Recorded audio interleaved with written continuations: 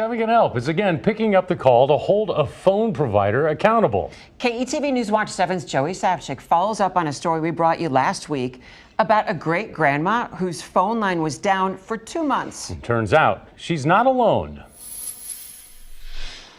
People across the metro just want to be heard. We're tired of wasting our time calling them. But with no working phone, that becomes a lot harder. My parents' phone has been out for over 2 months. That's almost 2 months now.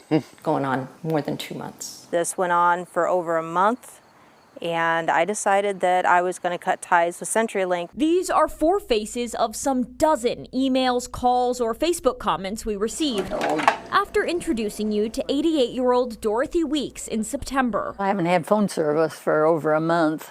So a month and a half, I guess, now. All CenturyLink customers. They live in different parts of the metro, but share nearly the same story. Very frustrating, very aggravating. It was very frustrating. It was just very, very frustrating. Since late July or early August, they say their calls to CenturyLink about getting phone or internet lines fixed have gone unanswered. If something happens to them, we want to make sure she can get a phone call out. The Galaska family in rural Papillion says they would like to just hang up on CenturyLink.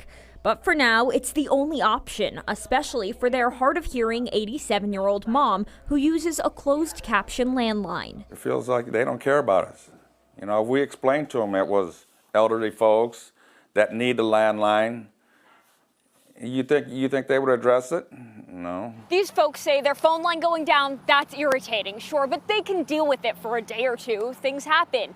Their real gripe is not with the phone service, but with the customer service provided by CenturyLink and its parent company, Lumen Technologies. It doesn't matter if you beg, plead, threaten, they just will not send out a technician. I lost wages 2 days in a row, lost vacation time, in order to be available for these people. All of these people have weeks, if not months worth of records trying to get CenturyLink to pick up, show up, and find a fix. Line 1 is still out. But having CenturyLink on speed dial doesn't seem to do much good when the company no-shows day after day. There's no one to contact. There's no one you can get a hold of. We too had trouble getting through to Lumen, CenturyLink's parent company, headquartered in Louisiana. Hey Carrie, it's Joey Sapchik with KETV again. They told us no one would be available for an interview, but Lumen did offer to help get these individuals' phones ringing. We do have some bigger questions about your customer service. We took the concerns to Nebraska's Public Service Commission, which regulates telecommunication carriers like CenturyLink. In the case of an outage for 2 months, that I would not see that as that's unacceptable. Is there a broader systemic issue here? I mean, that's a good question. As infrastructure continues to age, we're going to see some of these issues. Carrie Gans is the Assistant Director of Telecommunications with the Public Service Commission.